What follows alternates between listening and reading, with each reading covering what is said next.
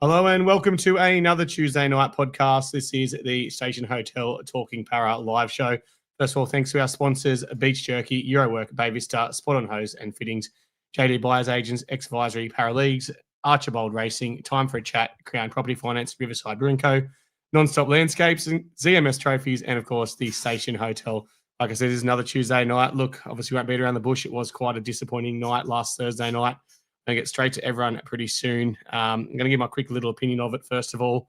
Obviously, they're very disappointing. A lot of hype, a lot of build-up, and I'll tell you now, it was a struggle. It was a massive struggle to get through on Thursday night there. I thought to myself, this can't happen again after round one and last year, and yet it did. So I'll go to the boys to get their opinion. I'll say a little bit more, but we'll get across there and let's just go straight to it. Welcome, boys. Like I said, another disappointing, obviously, result on the weekend to start the season, not what we hoped for. Hayden, mate, I'll go to you first of all. Your thoughts on the game? Obviously, you were down there. Yeah, it was a difficult one, mate. I think it was worse to me than last year. You know, last year we were going into the year fresh, a new playing squad, a lot of changes to positions. But this time we felt a bit ready, prepared going into it. There was really nice preseason form, which is sometimes hard to get a read on.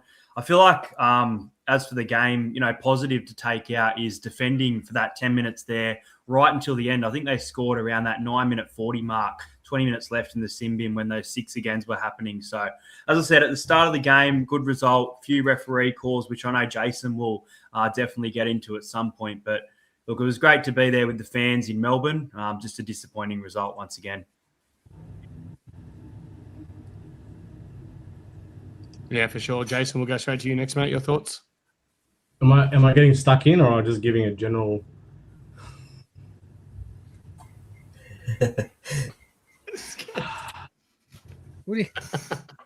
Look, yes, we need tackle practice until the cows come home. But, how do you get anywhere when the first 40 seconds you get a sin bin for a head clash? One of the worst decisions I've ever seen. And then you've got to somehow we score, and then you've got to do defending back after back because it becomes Storm 6 again. Like, I don't know what is going on. Apparently 35% more 6 agains in round one compared to round one last year. All of those were in our game against the Storm, that 35% more. It's just, yeah, I don't know. I'm lost for words. If you want me to get into the me versus the refs, I will. I'm literally lost for words. Because we can hack this last year, no problem. As Hayden said, new squad, new coach, that's fine. But we've had a full off season. We've got these amazing recruits who apparently we only get for 1 year so we can win the comp. And besides one back play where we scored, everything else looked horrible. Our hookers were horrible. Our defense was horrible. We were exhausted. We didn't look fit. Everybody was just deflated. And the Storm just absolutely ripped us apart. Now, mind you, maybe they're trying to get back their $250,000 that they had to give us for legal fees. But that's done now. Let's forget about that. Hopefully that was just that round and we can move on. Because seriously, I don't think any fan's going to be able to cop this again. It's just, yeah, we're not copping this again. We copped it last year. No more, please. There's only so much Trevor, that we can your handle. thoughts on the game on Thursday night? Well, yeah, look, it was very disappointing, wasn't it? I mean, so much hype during the preseason, obviously the preseason challenge winners, and a lot of confidence between fans about that, but a little bit of sort of, well, it's just trials. But nevertheless, it was a big hype off season, and then confidence going into the game. And then that first 10 minutes, not too bad, scored the first try. And as you said, Hayden, defended that sin binning period of Jermaine Hopgood really well right until the end, and then just the wheels fell off. And I think we were trying to play too much catch-up football, and the offloads at the wrong times, and maybe Will reaching out when he probably should have held the ball. But yeah, just trying to play catch-up football, panic football, and yeah, very, very disappointing.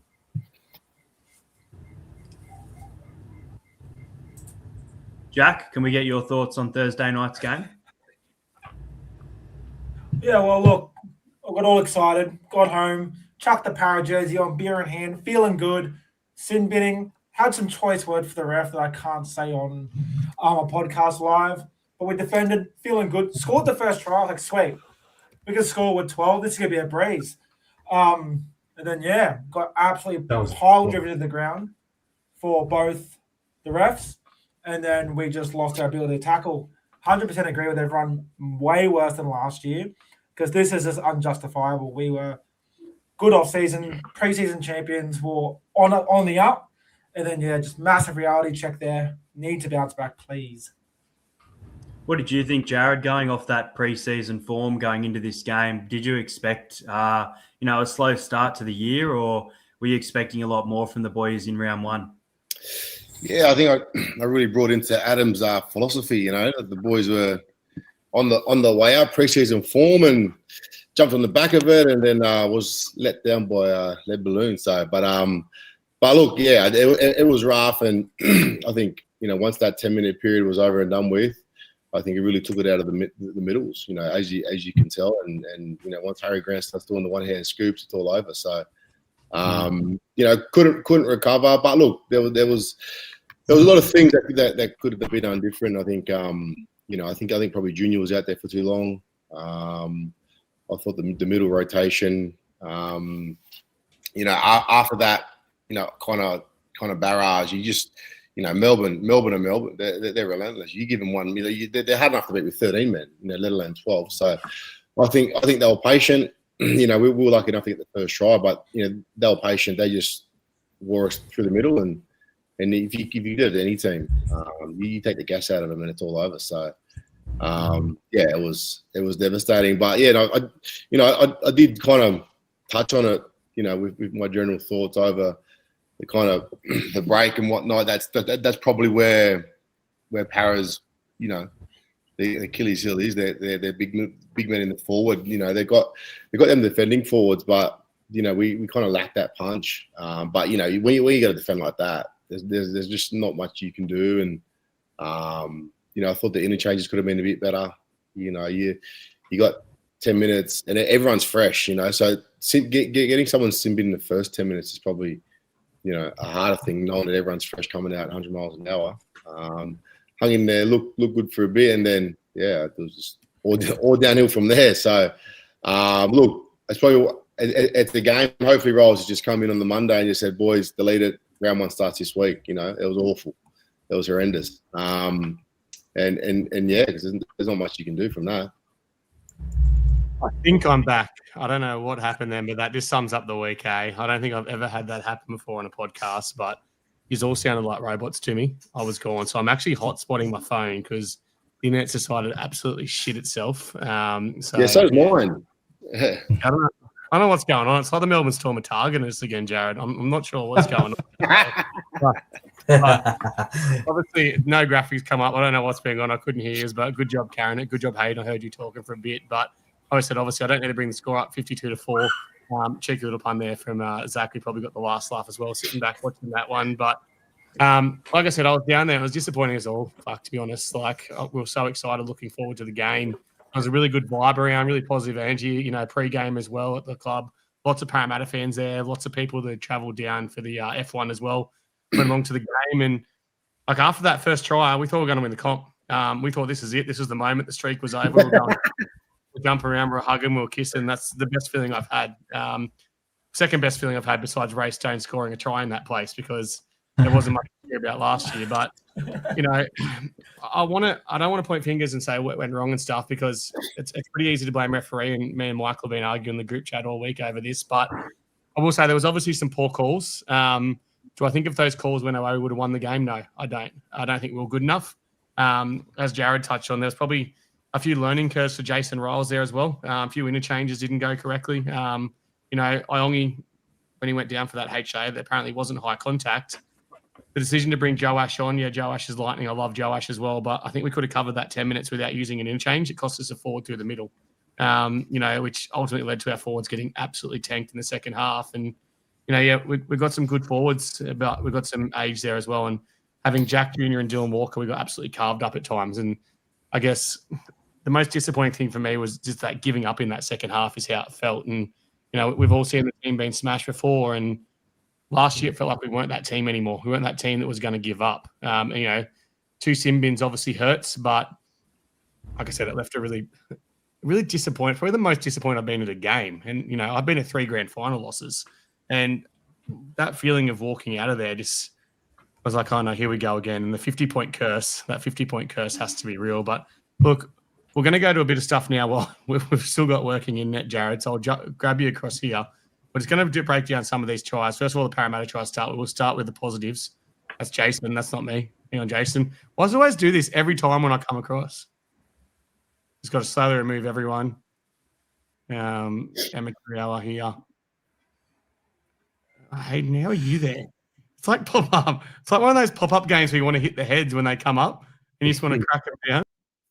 So we'll go to this first. I'll get you talk us through this backline move, Jared. I'll play the video as we get to it and just talk us through, like, this was obviously Parramatta's best moment of the game. Probably the only really decent moment, even though we had some chance in the first half. But this is the kind of shit we saw in preseason that looks so wonderful. So just talk us through the simple backline move here and how it went and how we scored our first points and only points. Yeah, it's awesome. So Mitch is obviously going for the 4-man. So he wants to straighten the 4-man up to really engage Hughes, but doesn't do that.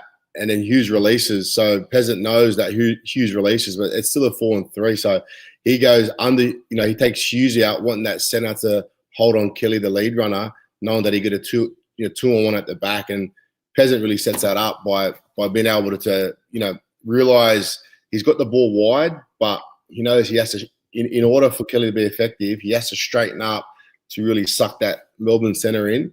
And once he does that, he knows he's got him as long as he puts the pass to the money and he only, quality finish. So, I've seen that try too. I thought, yes, we're on here. How good was that? Because that's as good as it gets because it's game awareness too. I think that sort of block shape, him and Kitty kind of ran in the same hole, which, sometimes you don't, in this day and age, you don't really want to do. Like you kind of, you're given assignments to run in, so someone's got this hole, you got the next hole kind of thing. But they kind of ran both in the same hole. But Peasant kind of understood, that he had to do that in order to get that centre to draw in from Kelly. And yeah, he ran it beautifully, man. That's as it's as good as it gets. And it's off your wrong foot, and you've got to take your momentum inside, but also being able to have enough power to rotate to then turn and use you kind of torque to get the ball to the fullback. It's actually probably one of the hardest passes to do. Under pressure,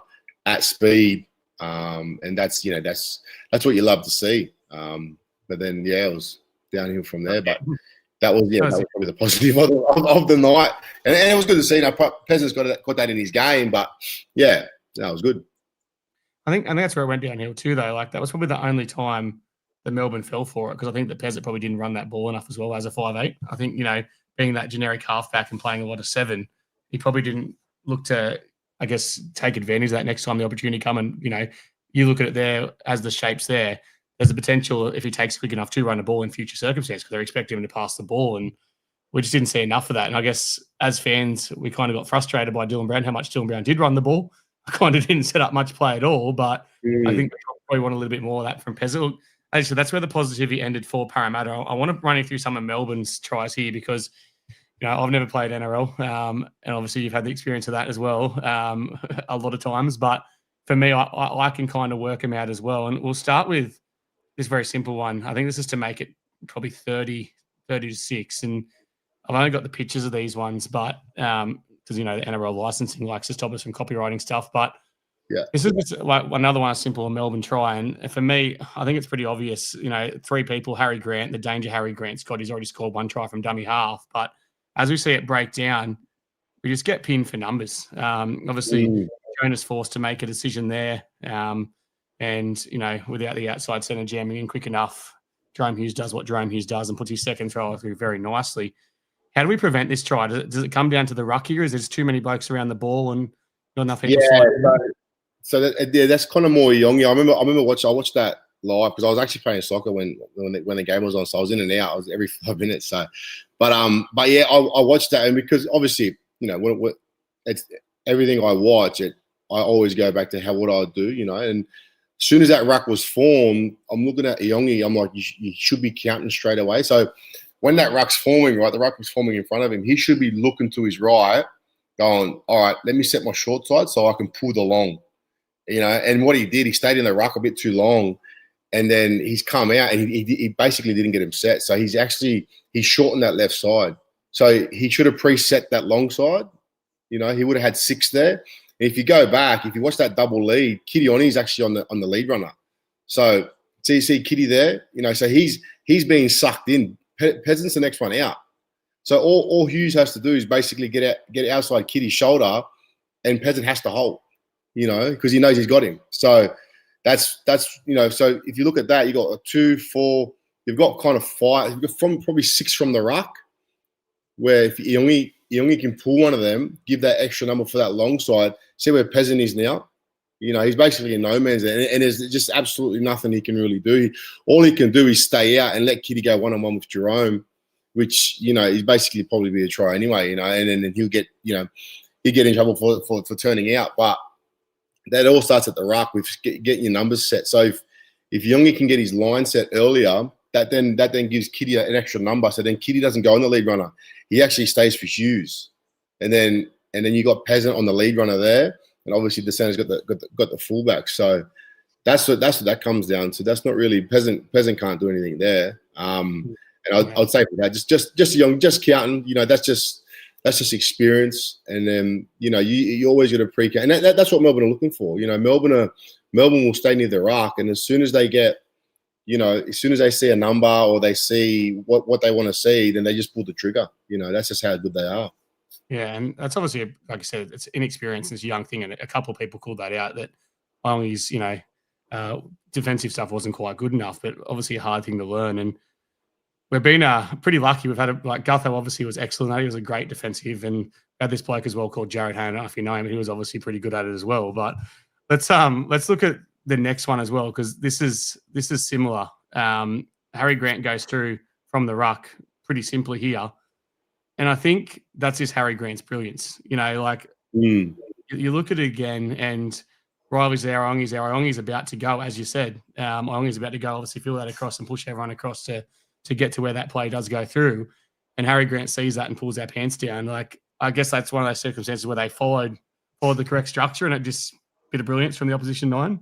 Yeah, but you're always, the most important thing, especially for a 1 when you're there, the most important things are up.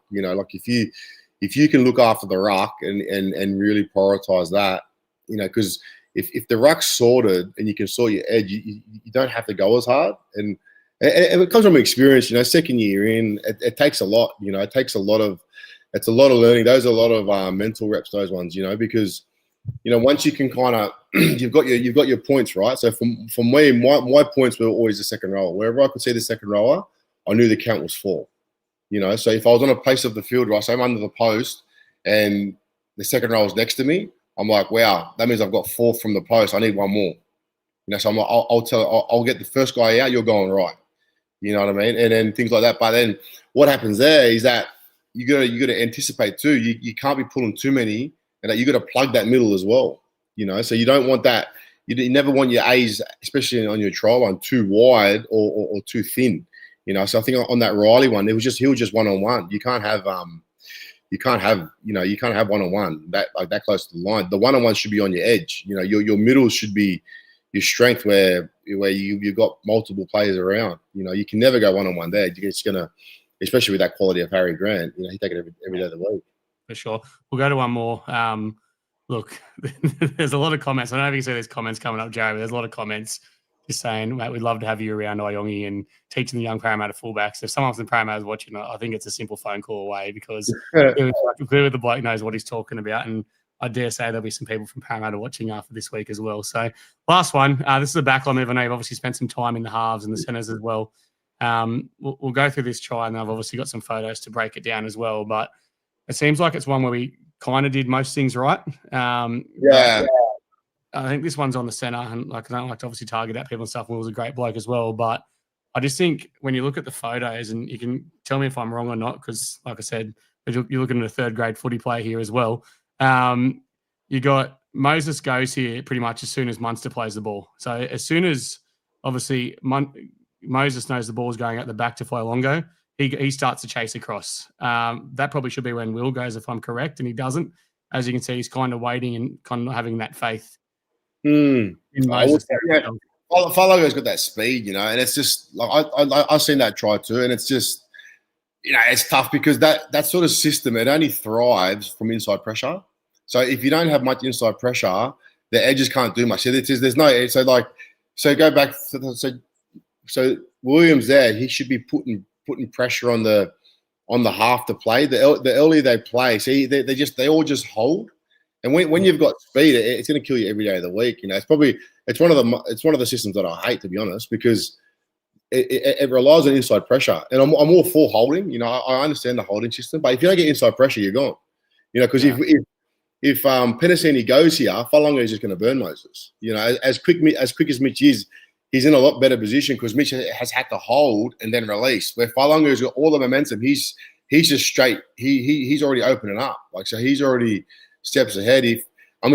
That's how it's meant to be defended in the sense of you've just got to let your inside man do his best. You know, like you look at Penrith and the way they defend, they put a lot of pressure on their 3-man to really they put him on an island, to be honest. Like, it's just like, mate, do your best. But see how close Will is. Like, Will's basically, he could almost touch Falonga. Like, that's how close Falonga is. If Will's 2 meters away from Falonga, he just runs straight through and goes straight through there. You know, so it's such a hard predicament to put Will in. But Will's just he's just honouring the system. You know, that clearly they don't want him to jam inside 20, which is just, you know, I hate. I don't know why coaches do that. Melbourne doesn't do it. The best coaches don't do it. They just hold. Penrith's probably the one system that you can do that, but it's because you got inside pressure. So if you got no inside pressure, that system just fails because you simply just go through your hands and you can dig into the line and then you can allow that 3-man to get stuck. And that's what Mitch did. He got stuck. You know, you're asking him to hold on a big second rower, and then you're asking him to catch up with a fullback that's just got speed to burn. You know, then you're asking the centre to be able to, you know, hold mark his centre, but then also don't give him an inside shoulder.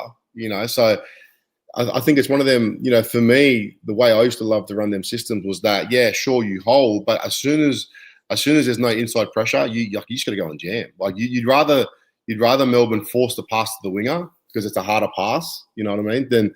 Than simply just, you know, give it to the centre and just stroll over like that because you're just pulling your hair out. But look, it's touch and go, and I think, you know, it just comes down to energy, man. Like that system works when you've got energy and when you're putting pressure on the inside, you know, the inside playmakers to force them to pass early. Because, you know, if Munster's under pressure, being able to pass, you know what I mean, you just release, and that's why that system's effective. You know, so it can be effective. It's a hard system to run when you're tired because it's such a high energy system, especially from the 4-man and the 3-man, because you ask them to do so much. You basically ask them to get up, hold, check the ball player, pass, release, then sprint after a fullback, which, you know, it's not easy. And like I said, that fullback's going full tilt. And if you pick up that system, you know, I used to love them systems. I never used to play against them systems because we just eat it up. You know, we'd always face jamming systems that would try to shut the ball play down because it puts so much pressure on the ball players. You know, those are the type of systems I love to run, or they were the hardest to play against because they took your time away. They didn't give you time to run and dictate play. You know, it was get up in your face, put pressure on them, and make them make the miracle pass. You know, because if you look at that, right, say they held, Mitch holds on the lead runner, and then Panisi comes on the fullback. Winger goes on the centre, and Falonga has to throw the miracle ball to the winger. And your fullback should be picking that up as well, shouldn't he? That winger, if that winger does kind of. It depends how far the shift is. So if that fullback's at A, though, because sometimes a lot of defensive systems in these days, he wants to go at A first to push that edge out, to give that edge an extra number. So if he does that, what you're basically saying is that they shouldn't have an overlap, but sometimes they still get you. They skin you. But you'd rather them throw a miracle ball, you know, 20 metres than a simple little tip on to the centre that's a metre away. You know, there's less area involved when you're giving it to the centre rather than throwing the big pass to the fullback. But yeah, look, I think, you know, it comes down to energy and then putting the inside pressure on the inside man to give Mitch in that edge, you know, a chance, because, you know, Penasini, he's in, you know, it's hard for him. You know, if someone comes up to me and goes, "Oh, you should defend it like this," I'm like, "Well, good luck, mate." You got Falonga on your inside shoulder flying, and then you still want to try and slow him down by giving him a shoulder, because if you go, he's just going to go behind you. So Yeah, no, I think them up night, and yeah, the boys will be better for it. The only positive of that is I had Leo, I think his name was the Melbourne centre in my super coach team. So when he crashed out, hey, thanks for that, Jared. That was obviously fucking brilliant to have that analysis that none of us would have, ever been able to break down. So I can see the comments. People enjoyed that. We'll move on. We'll get everyone's quickly a man of the match. It's a pretty hard game to obviously pick a man of the match. As a podcaster, we actually did go Wyongi. He just seemed to be one of those blokes that never stopped trying to give up. Tackle breaks, runs, obviously got the 1 try assist as well, and just kept popping up as well, just having a dig, obviously. We'll quickly go around and go everyone's quick man of the match. Michael? Yeah, pretty hard pick. I'd go with Ongi just for that reason. He just felt like he was one of the only ones that didn't give up in the second half. So which is always good to see when you're getting thrashed. You're looking for the people that are still showing heart. For sure. Jace? I'd say Kit Kat. Some of the hits he put on were courageous, and he kept going as well. Look, he made some defensive errors, but as Jared's broken things down, sometimes there's just nothing you can do. So I thought he defended quite well, and he had a few little sneaky balls out wide as well that were good. So I'll give it to Kit Kat. Oh yeah. By the way, Jared, you can't call him Kitty anymore, mate. We've adapted the name of Kit Kat. It started last year, and it fucking caught on really quickly, eh? Like, it got around, and all the boys, like Hayes got the boys calling him Kit Kat, and it just hasn't stopped. So, and he knows it too. Like, my 5-year-old child sees him, walks up and goes, "You're Kit Kat," and yeah, it was absolutely brilliant. So, yeah. So, any reference? I have to see if he likes it though. Like. We asked him. We asked him. We asked him if he was okay with it pretty early on. He goes, "Yeah, I'm okay," and his nickname's good. It worked really well. I'll text him now. I'm going to text him now. I'll go Kit Kat ? Let's see what he says. Troy, your thoughts? Yeah, well, I gave my 3 points to Isaiah. As everyone said, just didn't give up. Made a great run there. I think it was about a 40-meter break, I think, off the kick. Just good anticipation. And sure, he made a couple of errors, but I think maybe that 15 minutes off as well gave him, sort of rattled him a little bit because obviously he didn't want to go off. But, yeah, it was very hard to choose players of the match. Yeah, for sure. Entertain House? Yeah, I went with Kit Kat as well. I agree with you, Jason. I thought in attack he was brilliant. Some nice runs there, some strong runs too. Don't forget he was coming back from injury as well. So, a little bit of uncertainty about how he'd play to start the year, but I thought he was our strongest on the park. And as you said, a couple of bad defensive reads, but those will get better as the year go on. Kit Kat, my man of the match. Kit Kat. Now, Jared, your man of the match? Yeah, I'll give it to Kit Kat, I think that's the general consensus. Him and Nyongi. So, yeah, I didn't watch all the game. I was playing soccer, so I was just coming in and out, and I was just breaking down the tries and watching the main part. So, but yeah, it was a rough night. But look, I think they just got to delete that, and round one's this Thursday, man. Brisbane, how good? Yeah, and the old saying, it starts now. Yeah. The Kit Kat. I thought I put 2 T's. You can tell you've been the athlete. You don't know how to spell Kit Kat, as we all know how to spell Kit Kat really well. Yeah. Look, moving on from that, and like I said, Kit Kat, I thought he'd have a breakout year this year. I think it's only going to get better for him as well. As the season goes on, our defender of the week this week once again was Jermaine Hopgood. We missed a lot of tackles. Well, we missed 47 tackles. Jermaine made 46 of 46. One slightly illegal tackle, maybe. 46 of 46, so it was a fantastic effort when we're getting absolutely killed through the middle of the week. And Jermaine's reward for making 46 of 46 tackles is he gets 1 week off this week, and he's accepted that early guilty plea. Yeah, he worked that hard. They've given him a week off, and I don't have the graphic ready to go because I don't know what I did with it, but he does get that week off. He got suspended. I won't go to everyone. Michael, your thoughts? I know you're pretty strong on this one. Your thoughts on the tackle?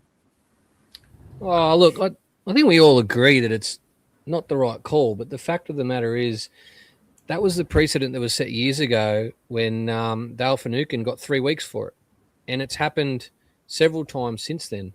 So as soon as I saw the tackle, I knew he was going to get suspended. I had no doubt. Do I think it's right that we've got players getting sent off and suspended for head clashes?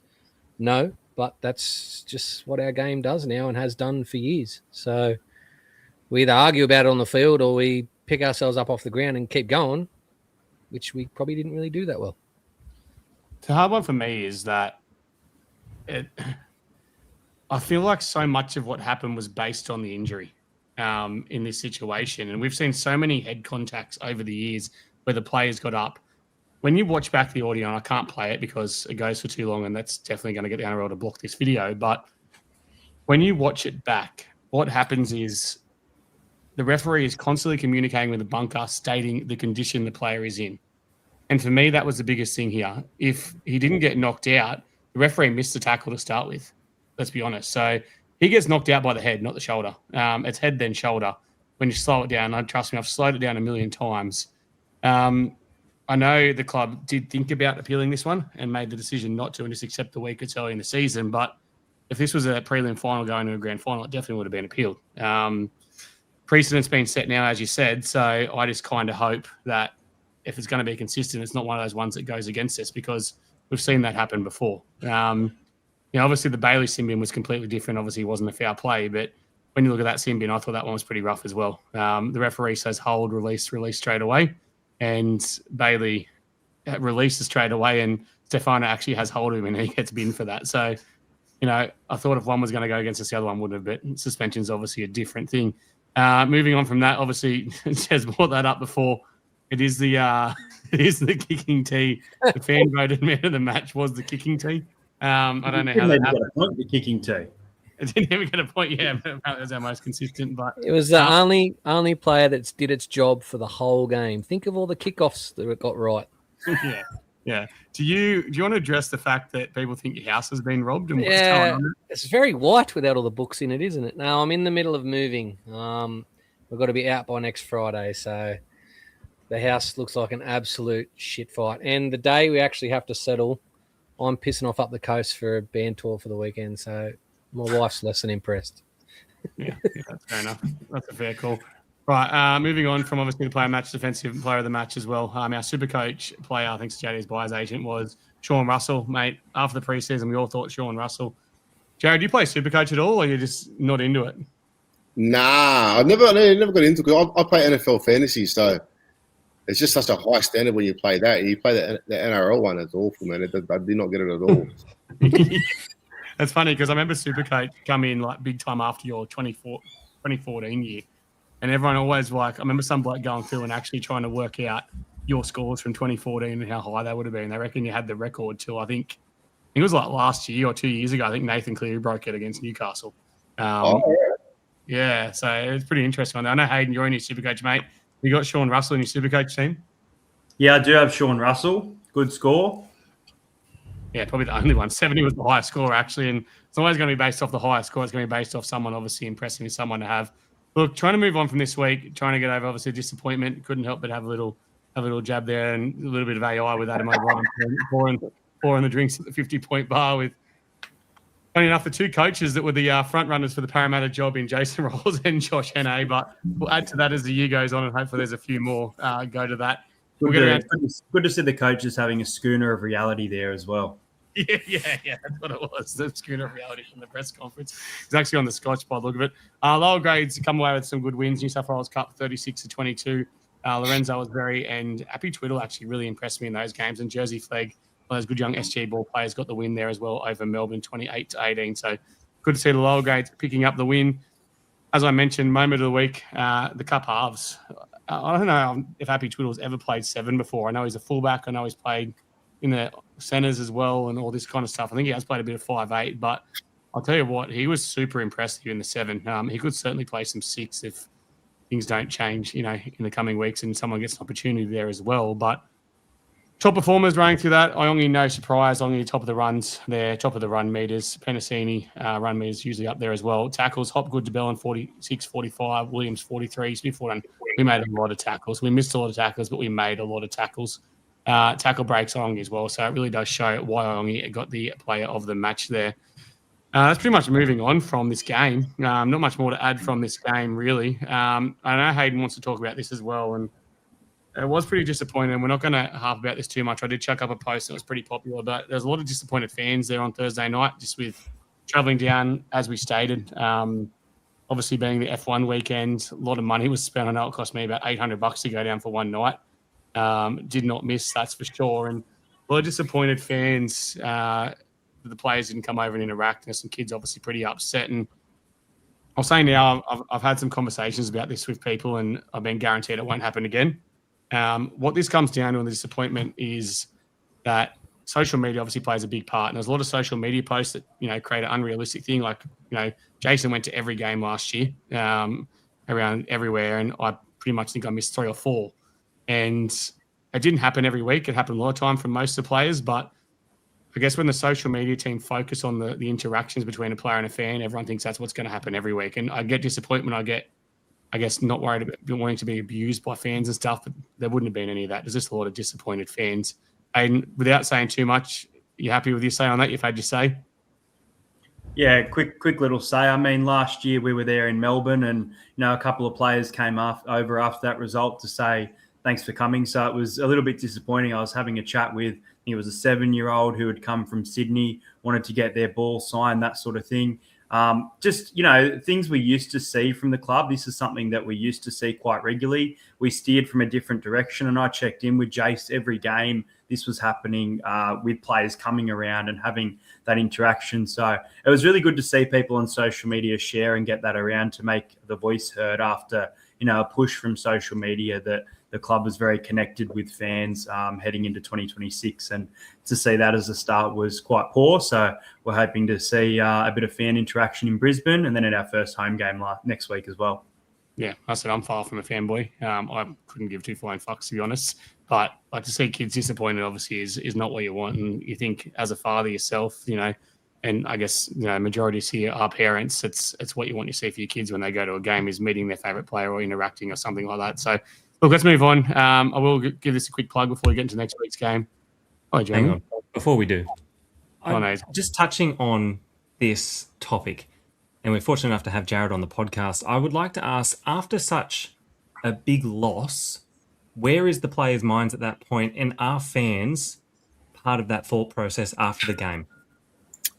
I think, if you flew down and stuff, especially you, Adam, like, if you're texting the CEO or something like that, the boys can get tipped up, either before the game or after, maybe even before, be like, hey, boys, fans have come down this section after the game, win, lose or draw, just go over, wave their hand, say hello, kiss a few babies on the head, and that's it. I don't think that's that hard. But then also, too, I don't think that would have been organised, so I wouldn't put it on the players specifically. You know what I mean? Obviously, you've just lost, and I don't know if the players knew exactly where you guys were, but for me, it's like we used to always love doing it and whatnot. But after a loss, you're never thinking that a section that's being specified for the Eels fans are there. So I think that's probably a little bit of breakdown from you and the club, Adam. To be able to go, hey, I'm in this section. There's a whole, there's 80 of us. You know what I mean? I think the boys would have loved that. I've got no doubt. I've got no doubt had they've known or had that been kind of pre-organised, where it's just say, hey, just go and say hello. I remember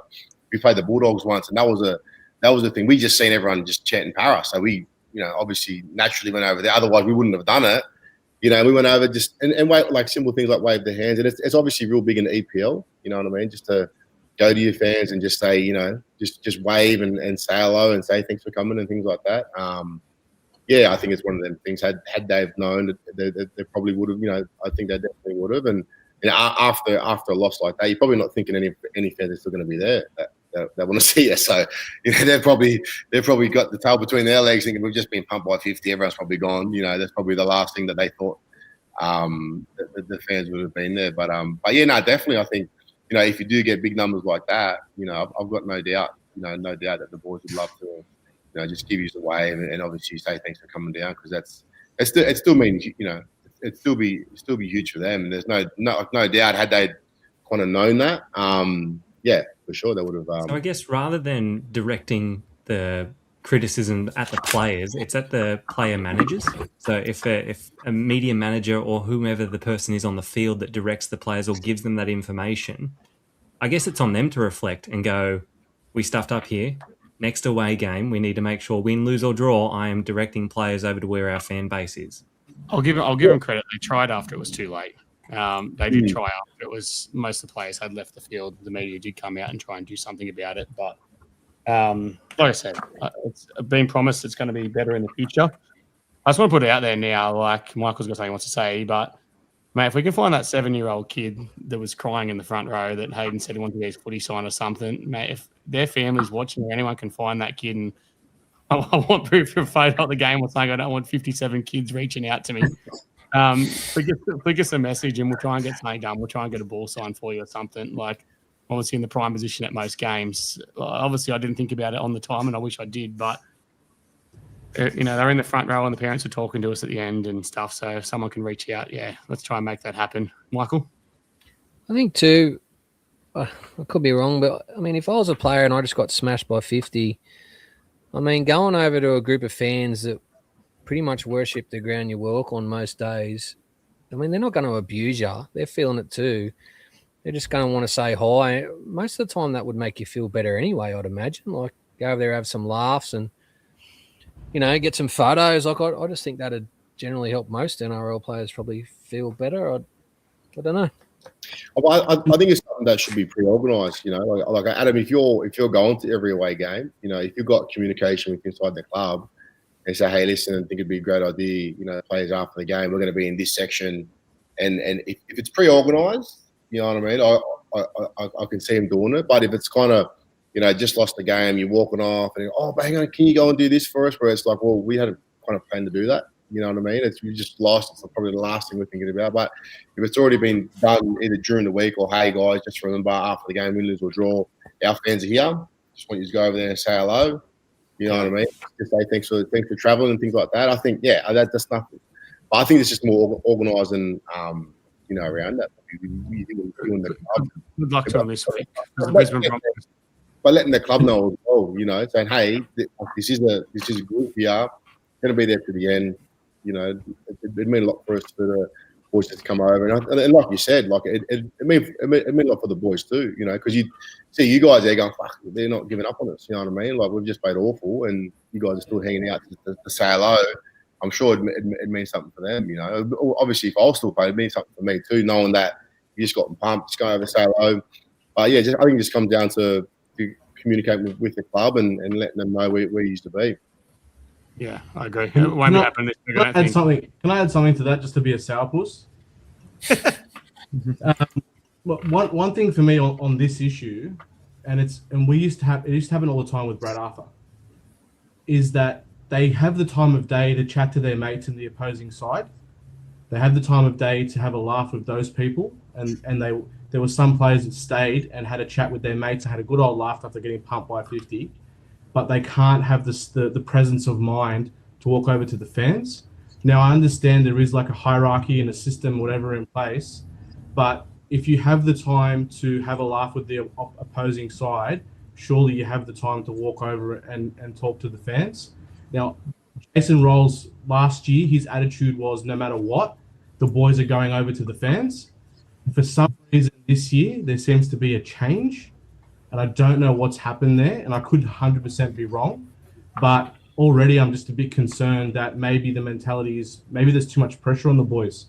I'm not sure, but it just has to be something that just comes naturally. And someone like Riley Smith is really good at it.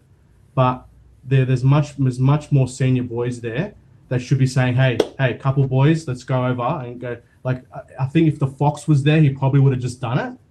He's the type that would do that of his own initiative.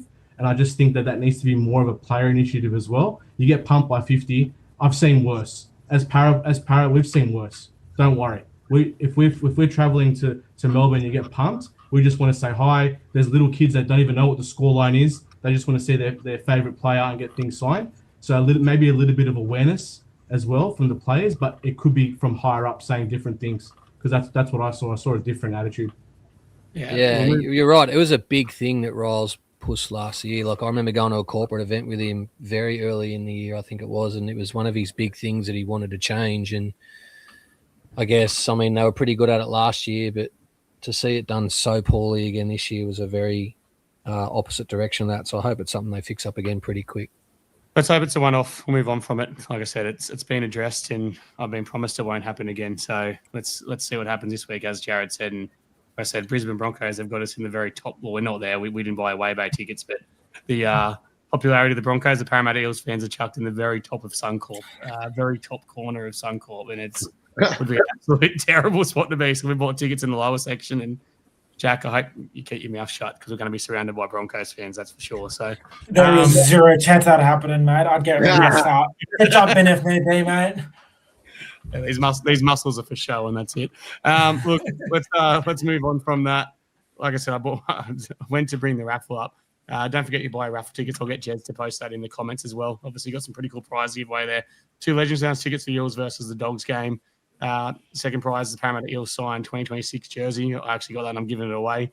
$200 Eels store online voucher, $100 baby steer, and a Talking Parra hat for 5th prize. So tickets are pretty reasonable, pretty cheap. The charity we're picking, it's up to Fraser actually for Time for a Chat. It's going to be a mental health related charity. So we'll go from there, and the money we raise, all the profit will go to that. So final thing before we go on to next week's game is we've got Archibald Racing come on board as a sponsor, as I announced earlier. Now, I'm going to break this now, and I've already kind of teased it in a couple of places. This is pretty exciting for me, who's someone who's been a football fan and a horse racing fan his whole life. And I say my whole life because, as Michael would know, my father is the degenerate punter who raised me around horse racing. So I knew how to feel a TAB format when I was about 7. We're actually getting a Parramatta racehorse. A talking Parra racehorse is going to happen. So we're looking, obviously, people to buy into that, syndicates, and we are to give that some kind of Parramatta-related name. So get creative, people. I want to see some funny comments.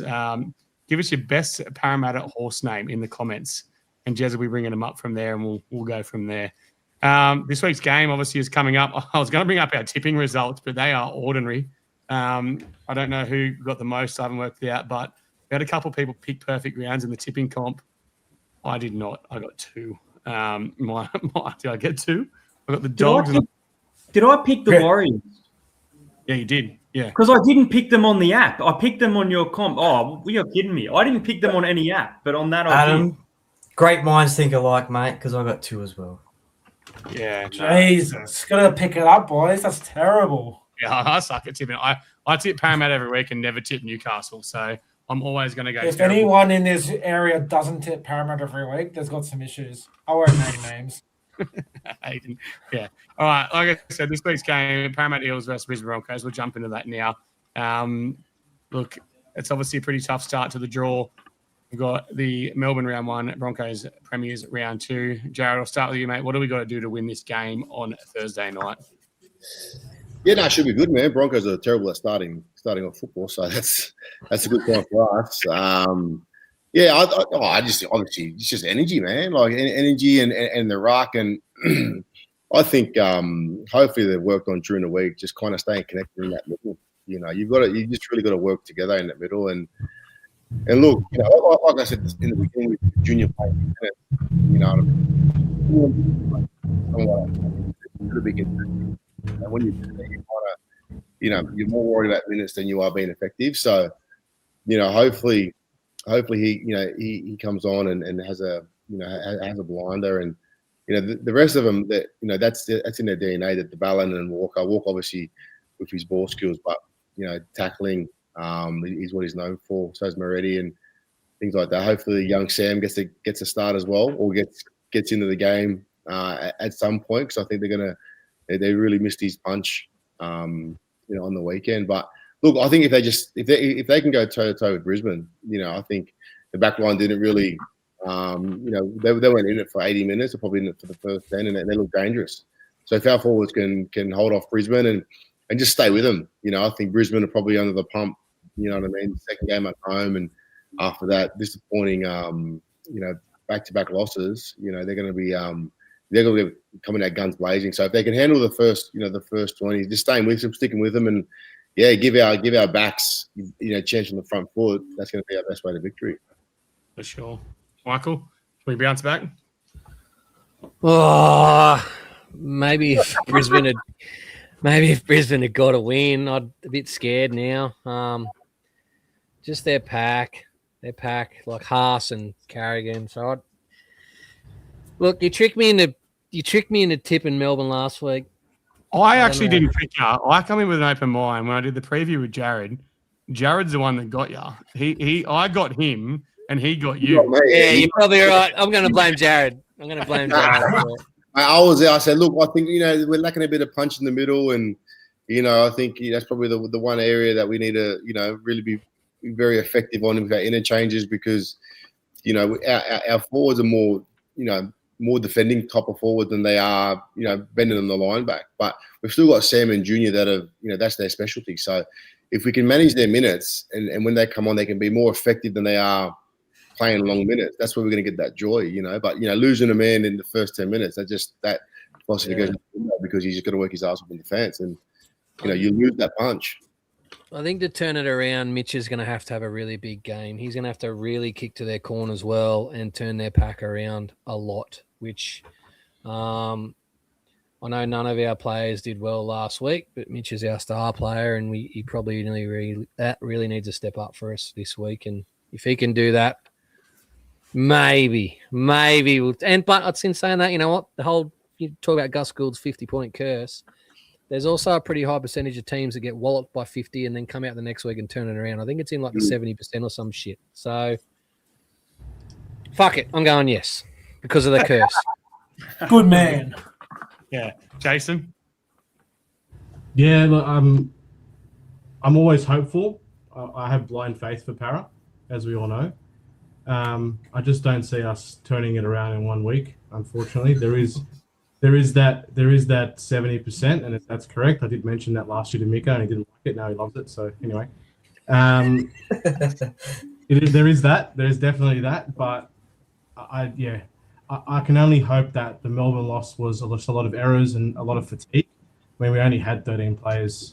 So we had 12 players for 20 minutes. So I can hope, but Brisbane getting no points, being pumped, they are going to be so embarrassed. They're going to come out firing, and I'm actually quite scared. So let's hope we've learned how to tackle in a week. So you're sitting in the corner scared on I'm just going to be like, describe that. All right, I'll go to your last chat because I know you're going to be there and you're pumped for your home game at Brisbane. Hayden, mate, you're travelling up to the game as well. What do we got to do? I'm coming up tomorrow. I'm excited. I feel like, obviously won't reveal my tip yet, but I feel like whoever wins this game will win by a decent margin. I think that one of the sides will start to kick away. I don't think it'll necessarily be that close, but both teams will be fired up coming off a loss. And Parramatta, they have a great record up there at Suncorp. Cool. Thanks. Troy? Yeah, well, as Hayden just said, great record at Suncorp. So that's got to give them confidence. But it's a new game, new season now, starts now, round 2. As Jared said, put that one last week in the bin and start again. Get off to the good start like we did last week. Score first, lead from the front. Discipline's got to be an issue as well. So not as many 6 agains hopefully this week. And, as Jason said, hopefully it's been a week of tackling practice at training. So, look, I'm pretty confident we'll get away with a win. All right, Jack. Give us what you got, mate. Boys, I'm going to be honest. I'm pretty fucking hyped. I'm just doing some research while I was listening to everyone else's. When we versed Brizzy last year in Suncorp, we were on the back of 3 losses. We got lost to Dragons, got pumped by Penrith, got pumped by Canberra. What do? We came out, we fucking ripped and teared and got the dub. This time, we lost by just as much as those 3 games combined, I reckon. So we're going to come out, we're going to fucking rip and tear. The boys are going to come in. It's Chris's birthday. We're going to get the fucking dub. Positive vibes. That's it. I'm more confident this week than I was against Melbourne. I do that. I'm not taking your advice. No, I got bought into it, but I just feel Brisbane aren't the Brisbane that everyone thinks they are. I think they got hot last year and they really haven't found that form. I think Maguire would be there. He'd be stressing out. He'd be, you know what I mean? He'd be pacing up and down, flogging them. I don't think the spine's really that spine never clicked last year. Whilst hit his form, when Reynolds wasn't there. So they haven't. Obviously, they still can't get it together. You know what I mean? They still can't get the 7 and 1 together when they play together. They play their best footy when Reynolds not there and Walsh kind of takes over the game. So look, like you said, it's going to go shot for shot. I think they'll be in panic stations. They'll be putting the foot down heavy if they're not in a big lead early, Brisbane, and I think which is well. I think the forward packs kind of evened them out, and so there's no Harry Grant this week, which is probably the race. famous last words though, eh? The Broncos' spine hasn't clicked. It clicks this week, doesn't it? Nah, I don't. Yeah, honestly, like even when I watched it last year, I was just like, you see when Reno come back, even the GF, you know what I mean? Walsh took up when he went off, you know what I mean?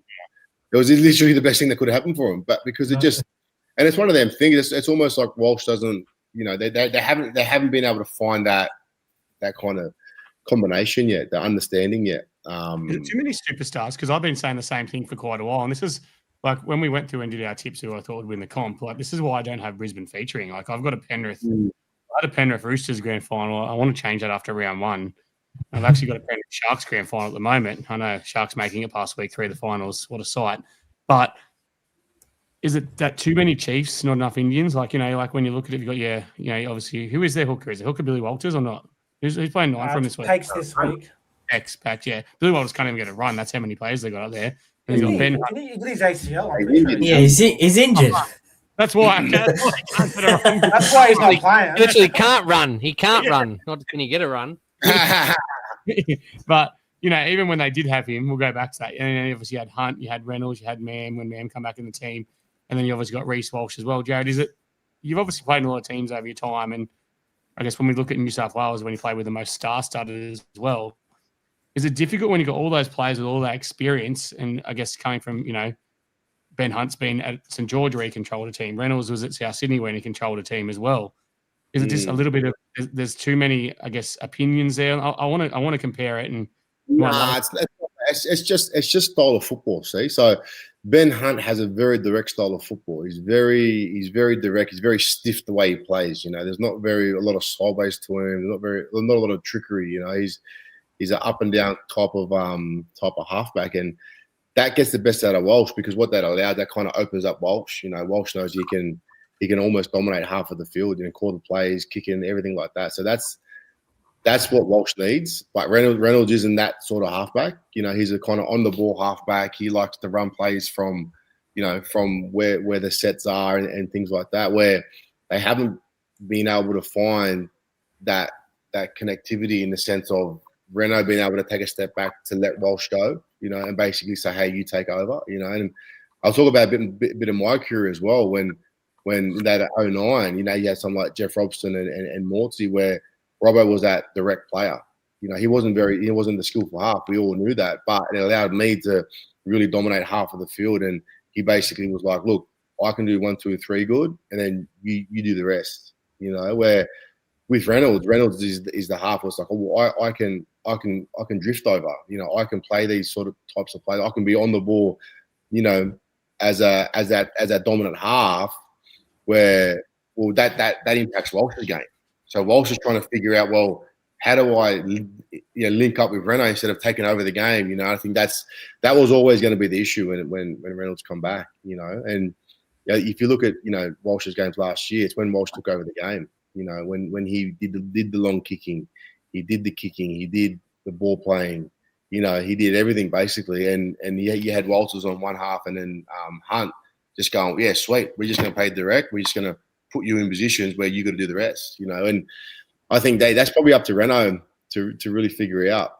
He's really got to go into his ability and be like, what do I have to do? Because it's not so much what Reno has to do; it's almost what he has to take out of his game. Sweet, what can't I do? In this position, I'll speak to Walsh. No, Walsh, I want you to take over here. If you see something on long, you can overcall that. Where you think about kicking game, right? He's the halfback. He's going to be calling the shots when they kick. He's going to be directing. Where when Hunt was there, if Walsh wanted to do it, Hunt would just drop back. All right, sweet, you take over it. Little things like that. That Walsh, out of respect for Reynolds, probably wouldn't do that now. He's like, oh, Reynolds will do it, and it's also, but doing that too can put a player into the game. When he's on the ball, it can actually put him into the game more. So Walsh is trying to figure that out with him and when to impact the game and when to kind of pull back. And they just haven't found that that balance yet. And it's hard to find. It's hard to get because someone's got to give up something. Like you've got to go with have the same mindset in every game when you play for every player. Some players are just different. Some players you got to give them early ball. You got to give them the ball without something being on because that's just how they operate. You know what I mean? Where other players just like you've got to carry them. So that's why I'm probably confident with this week. Knowing that they don't have that connectivity of a Storm, and I think they're really trying to find their feet as well. And look, they've leaked a lot of points. They've been pretty scrappy and. They've had a big off season as well. Obviously, with Payne going was huge, probably rocked up a bit. But like anything, they're one game away as well from turning it on. So hopefully we turn it on before them and they're too late. Yeah, let's hope it doesn't happen. Jason, are you confident now, mate? Because he convinced me once before. Has he convinced you that Parramatta are going to win now? All I can say, Hainsey, is I love you. You're one of my favourite players of all time, but I have blind faith. I have absolute blind faith, but I'm still scared. I'm still really scared. I'll be in the corner. I'll be in the East Club just shaking the whole time, worrying them we're going to get pumped by 50 again. But, hey, at least you're not there. At least you're not there. No, let's go to our bowl prediction. I think it'll be quite a scrappy game. I think there's just not – Brisbane just aren't that team that you see – you haven't seen them put together a complete game, with that spine. So that's probably the one thing that you can be confident about. If we can put pressure on them, if we can kick the corners, if we can get them coming out of their own end, that's gonna rattle them. And that's what Mitch does well. That's what Mitch is. Why Mitch is Mitch. And if we can just stay with their middles, the first 20 minutes, all we do is stay with them. We don't even have to dominate them. We just got to stay with them because Mitch will kick them to death and then let them force the error. And I think that's our forward pack. That's our strength as a forward pack. That we're just stayers. We can just stay with teams and really come over at the end in that second half. Put pressure, and let our halves do what they can do and open up on the edges. Yeah, for sure. Let's go to our bowl predictions now.